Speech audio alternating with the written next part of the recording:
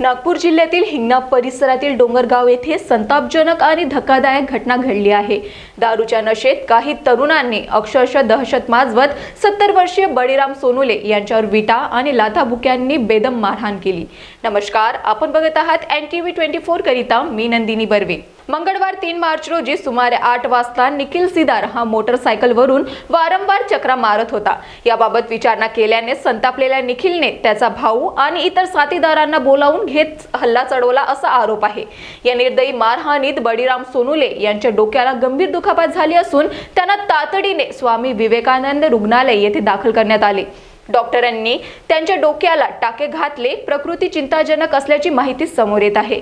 धक्कादायक बाब म्हणजे तक्रार नोंदवण्यासाठी पोलीस घटनास्थळी आले असताना देखील आरोपींनी तुमचा मर्डर करून टाकू अशी उघड धमकी दिल्याचा आरोप आहे। या घटनेमुळे परिसरात भीतीचे वातावरण निर्माण झाले। नागरिकांनी आरोपींना तत्काळ अटक करून कडक कारवाई करण्याची मागणी केली आहे।